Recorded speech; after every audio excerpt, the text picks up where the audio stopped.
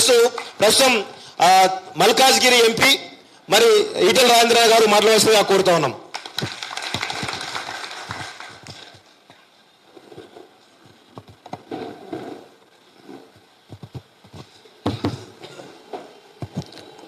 వేదిక మీద ఉన్నటువంటి పెద్దలకు మా మిత్రుడు జగదీష్ గారికి మీ అందరికీ పేరు పేరున నమస్కారం. ఈ కాంట్రాక్ట్ అవుట్సోర్సింగ్, ఈ ఉద్యోగులు వీళ్ళ సమస్యల గురించి నేను కూడా 5 సంవత్సరాల మీతో ఉండలేను. నేను ఆర్థిక మంత్రి కాకముందు నాకు ఇంత డెప్త్ లేకుండే, అంటే ఇవన్నీ ఆ డిపార్ట్మెంట్ కిందకే వస్తాయని, ఇవన్నీ ఇన్ని రకాల సమస్యలు ఉంటాయని చెప్పి అనేకసార్లు చర్చించుకున్నాం. కొద్దిమందికి కాంట్రాక్ట్ ఉద్యోగంలో ఉన్న వాళ్ళకి వాళ్ళకు స్కేల్ ఇచ్చి వాళ్ళకు కొంత గుర్తించి ఇచ్చినప్పటికి కూడా అవుట్సోర్సింగ్ ఉద్యోగ విషయం మాత్రం అది జరగలేదు. ఎందుకంటే అది డిజైన్ చేసుకోబడ్డది.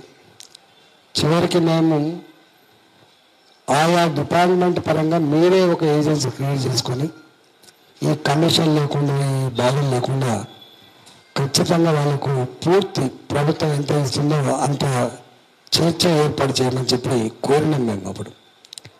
రెండవది ఏమంటే, ఆనాడు ఈ ఉద్యోగులకి కొన్ని డిపార్ట్మెంట్లలో ఎవ్రీ ఇయర్ రెన్యువల్ చేసే సిస్టమ్ ఉంటుండే. ఈ ఎవ్రీ ఇయర్ రెన్యువల్ సిస్టమ్ బంద్ చేయండి, గ్యారంటీ ఉండేటువంటి పద్ధతులు వాళ్ళకు అలవ్ చేయమని చెప్పి కూడా రెండవ డిమాండ్ కింద ఆనాడు బాగానే ప్రయత్నం చేసినాం. మూడోది, అడ్డమీది కూలీలకేమో 600-800 రూపాయలు వస్తాయి, చదువుకునే వాళ్ళకేమో 400 రూపాయలు వస్తాయి, 399 రూపాయలు వస్తాయి. ఇవాళ ఇది సరళ జరగాలని చెప్పి ఆ రోజు మేము ప్రయత్నం చేసినాం. కొంత ప్రయత్నం చేసి ఫస్ట్ పిఆర్సీలో కొంత పెంచినాం. మేము ఫస్ట్ పిఆర్సీ ఇచ్చినప్పుడు కొంచెం ఎక్కువ పెంచి ప్రయత్నం చేసినాం. కానీ ఏది ఏమైనప్పటికీ కూడా ఇవాళ చదువుకున్న మనుషులకి ఇచ్చే జీతానికంటే అడ్డమీద కూలీలకి ఎక్కువ జీతం ఉండేటువంటి పరిస్థితి మనం చూస్తాము. కాబట్టి వీళ్ళ కొంత గౌరవప్రదమైన వేతనం ఉండేటువంటి డిమాండ్ మీద కూడా అప్పుడు ఉద్యోగ సంఘాల విషయంలో కోరినాం.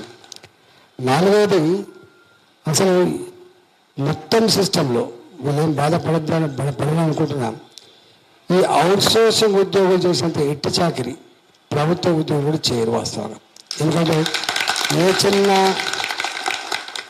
చిన్న వాళ్ళకు సమస్య వచ్చినా వాళ్ళు పెన్ డౌన్లు సమ్మరీ చేసే అధికారం ఉంటుంది. కానీ ఈ అవుట్సోర్సింగ్ ఎంప్లాయ్మెంట్ అయినా సమ్మరీ చేసే అధికారం కానీ, ఎవరు కన్నెర చేసినా ఉద్యోగం ఓడిపోతుంది అనే భయంతో వాళ్ళు, అంటే ఒక్క మాట చెప్పాలంటే ప్రైవేట్ కంపెనీలో చేసే వాళ్ళకంటే కూడా గవర్నమెంట్లో పనిచేసినటువంటి ఈ అవుట్సోర్సింగ్ ఎంప్లాయీస్ అంత జిమ్మదారితనంతో అంత బాధ్యతయుతంగా పనిచేసే సిస్టాన్ని నేను కళ్ళారా చూసిన. కాబట్టి ఇవాళ వాళ్ళకి సమ్మరీ చేసుకునే అధికారం కానీ, వాళ్ళు సంఘాలు పెట్టుకునేటువంటి అధికారం ఎక్కడ చూడలేదు. కాబట్టి వాళ్ళకి కంటిన్యూగా వాళ్ళకి రెన్యువల్ చేస్తూనే ఉండాలి.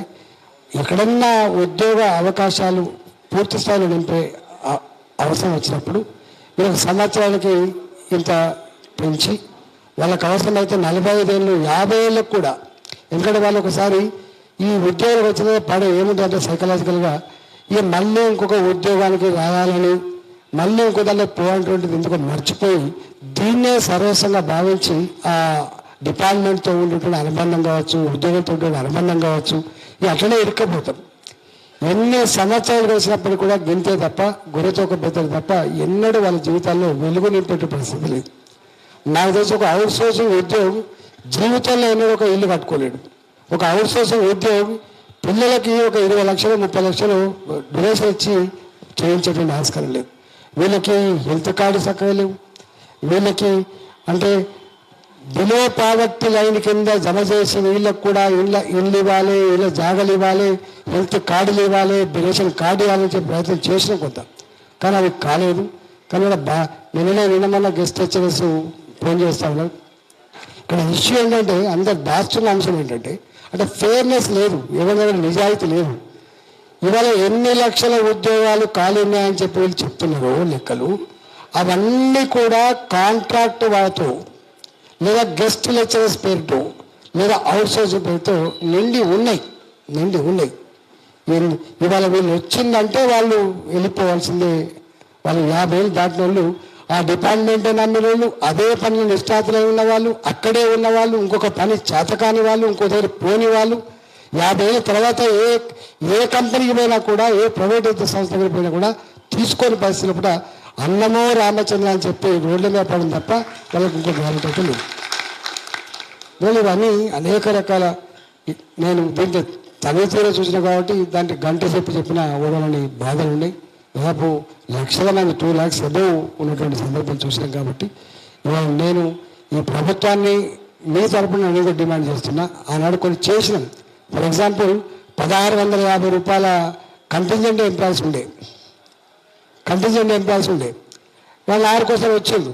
సరే ఇట్లా సంగతి అంటే 1650 రూపాయలకు 25 ఏళ్ళు 30 ఏళ్ళు సర్వీస్లో ఉండి రిటైర్డ్ అయిపోతే చచ్చిపోతే 5 బిల్ల రాదు వాళ్ళకి. ఎందుకు చేస్తున్నది మీరంటే ఈ విధంగా ప్రభుత్వం ఏ ప్రభుత్వంలో రాకపోతుందా, ఆ ప్రభుత్వానికి మానవత్వం ఉండకపోతుందా, ఆ ప్రభుత్వం మమ్మల్ని ఎప్పుడన్నా కొంచెం స్కేల్ కూర్చోపెట్టకపోతుందా అని చెప్పి వాళ్ళు చేస్తూ ఉన్నారు. పంచాయతీ డిపార్ట్మెంట్లో, స్కూల్ ఎడ్యుకేషన్ డిపార్ట్మెంట్లో చేసి నేను వచ్చేటప్పటికి చాలామంది చచ్చిపోయింది. వాళ్ళ కంపల్సరీ పోస్ట్ లేవు. ఇలా అవుట్ సోర్సింగ్ కంపల్సరీ పోస్ట్ లేదు, నా కాంట్రాక్ట్ వాళ్ళకు కూడా కంపల్సరీ పోస్ట్ లేవు. పర్మనెంట్ ఉద్యోగులు మాత్రమే కంపల్సరీ పోస్ట్ లేదు, పెన్షన్ లేదు, ఏది లేదు అసలు.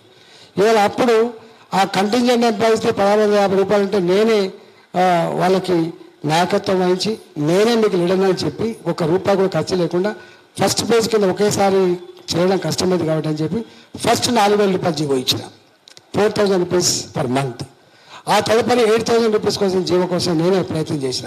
వాళ్ళు తిరిగే ఖర్చు కూడా నేనే ఇచ్చినాం. వాళ్ళు వచ్చిపోతున్న ఖర్చు నేనే ఇచ్చి పనిచేసాను.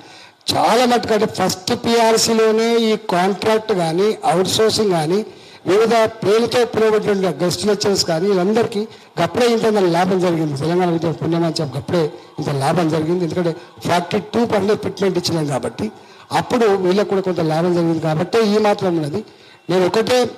నేను ప్రభుత్వాన్ని డిమాండ్ చేస్తున్నా, ఇచ్చే ఈ జీతం ఒకటేమో ఉద్యోగ బాధ్యత ఉండాలనేటువంటిది నెంబర్ 1.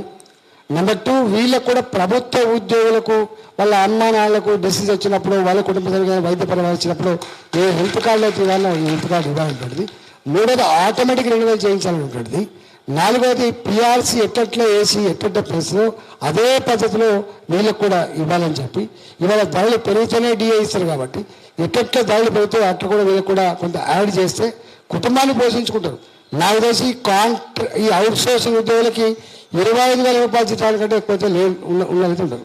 17,000 రూపాయలు, 22,000 రూపాయలు, 23 రూపాయలు కావచ్చు, మ్యాక్సిమం 25,000 రూపాయలు ఉండొచ్చు. అంతేనా? 22,500 రూపాయలు. ఇవాళ ఒక్కనాడు మన షాపింగ్ పోతే మేము పోలిక కూడా చెప్పినాం. ఒక్కసారి నువ్వు షాపింగ్ పోతే నీ పిల్లలకు ఖర్చు పెట్టే డబ్బు ఎంత, వాళ్ళ కుటుంబాన్ని మొత్తం పోషించుకోవడానికి డబ్బు ఎంత అని చెప్పి. ఈ జీతాలు కూడా ఏమవుతుంది, వాడు ఏజెన్సీకి రావాలి, వాడు మంచోడైతే ఇతర టైంకు లేకపోతే వాడు ఈయనయ్యాడు. ఏ ఏజెన్సీ వాడైతే ప్రభుత్వ పరంగా 4 నెలలు 6 నెలలు జీతాలు రాకపోయినప్పటికి కూడా ఇస్తా అని చెప్పి అగ్రిమెంట్ రాస్తాడు, ప్రభుత్వం ఇవ్వకపోతే వాడు ఇయ్యను కూడా ఇయ్యాడు. అసలు మొట్టమొదలు జీతాలు ఎవరికి అవసరం ఉంటే చిన్న ఉద్యోగులకు అవసరం ఉంటాయి. చిన్న ఉద్యోగులు 1 నెల జీతం రాకపోతే ఎంత వేదన ఉంటుంది. పాల బిల్లుల కోసం రాగరు, పిల్లల ఫీజుల కోసం రావడు, ఇలా బస్సు ఉద్దర ఉండదు, బస్కి రాయడు, పెట్రోల్ ఉద్దర పోయాడు, ఇల్లుకి రాయకపోతే ఇల్లు కొడతాడు. అంటే నరకం అంటే ఏందో వీళ్ళు చూస్తారు. వాళ్ళకి 3 నెలలు 4 నెలలు కూడా జీతాలు పరిస్థితులు కూడా ఎంత ఇబ్బంది పడుతుందో మనకి ఎరక. ఇవాళ ఈ గెస్ట్ లెక్చరర్స్ ఉన్నారు, వాళ్ళకి వచ్చే జీతాలు అయితే జస్ట్ 7 మంత్సే అవి. అది కూడా వాళ్ళకి ఆ కాలేజీలో మంచిగా రిజల్ట్ వస్తే వాళ్ళకి దయ తెలిస్తే ఈ రిపోర్ట్ మంచిగా పంపితే మళ్ళీ రివైజ్ చేస్తే లేకపోతే లేదు. ఏమైనా క్లాసులు బంద్ అయిపోయినాయి, కాలేజీ మూసిపోయినాయి అంటే వెళ్ళిపోడు ఎప్పుడప్పుడు. అంటే నిజంగా ఈ ఒక్కొక్క సమస్య చెప్తే అది ఒడిసేది కాదు. కాబట్టి ప్రభుత్వం అనేది వీళ్ళంతా ఈ అవుట్ సోర్సింగ్లో ఉన్న వాళ్ళు కూడా పీజీలు పిహెచ్డీ చేసిన వాళ్ళు ఉంటారు. ఇలా ఒక మాట చెప్పాలంటే ఇలా సీనియర్ ప్రభుత్వ ఉద్యోగులు 1,00,000 రూపాయల జీతాలు చేసుకున్న వాళ్ళు కూడా చేయనటువంటి సేవలు 12,000 రూపాయల ఉద్యోగం చేసే ప్రశ్నలు. ఇలా ఆనాడు ఈ దరిద్రం, ఈ ఎకానమీ దీన్ని చేసి ఈ పద్ధతి తెచ్చిండు కేసీఆర్ గారు. ఎన్నిసార్లు మాట్లాడి నేను చూసిన పక్కపంటే ఉండి, కానీ అంటే చెప్పడం వేరు, చేయడం వేరు. దీనికి మానవత్వం కావాలి, దీనికి మానవత్వం కావాలి. నీ బాడీ నీకు ఎట్లా బరువు కాదో, నీ చదువుకున్న నిరుద్యోగ యువత నీకు భారం కాకూడదని కూడా సోయి పాలకులకు ఉంటేనే సాధ్యమవుతుంది, లేకపోతే సాధ్యం కాదు ఇది. అందువల్ల ఇవాళ మీరు ఈ డిమాండ్ల ఏదైతే పెడుతున్నారో ఆ డిమాండ్లకి కూడా మద్దతు ఇస్తూనే రాబోయే కాలంలో కూడా లేకపోతే మంచోడు వస్తే ఏదైనా చేస్తే అవుతుంది. నేను ఈ వేదిక నుంచి డిమాండ్ చేస్తున్నా, ఒకటి వాళ్ళ గెస్ట్ లెక్చరర్స్ కూడా వాళ్ళని ఎక్కడ ఇబ్బంది పెట్టకుండా వాళ్ళకు 12 నెలల జీతం ఇవ్వాలని చెప్పి నేను డిమాండ్ పెట్టినా, తప్పకుండా మరోసారి డిమాండ్ చేసిపోతున్నా. ఎవరిని కన్నీళ్ళు పెట్టినవద్దు, ఎవరిని రోడ్ల అర్ధాంతరంగా రోడ్ల పడవేయద్దు, ఎవరికి కూడా జీవితం మీద విసుకెత్తే పరిస్థితి రాకుండా ఉండాలని చెప్పి నేను తెలియజేస్తూ, ప్రభుత్వం ఆ దిశగా ఆలోచించాలి. ఇవాళ మీరు ఓట్లేసి గెలిచి ప్రభుత్వం రాగానే కళ్ళెత్తుకెక్కి ఎవరిని పట్టించుకోలేటువంటి తనం, ఎవరి కలవని తనం, ఎవరైనా దరఖాస్తు ఇస్తే కూడా ఇట్లా ఎలగొట్టే తనం అవుతుందో అది మంచిది కాదు. డెఫినెట్గా ఇవాళ మీ లక్షల మంది ఈ ఉద్యోగులు అయితే ఇవాళ ఉద్యోగులుగా కాకుండా ఉద్యోగ బాధ్యత నిర్వహిస్తుందో మీకు సంపూర్ణ మద్దతు తెలియజేస్తూ సెలవు తీసుకుంటాం.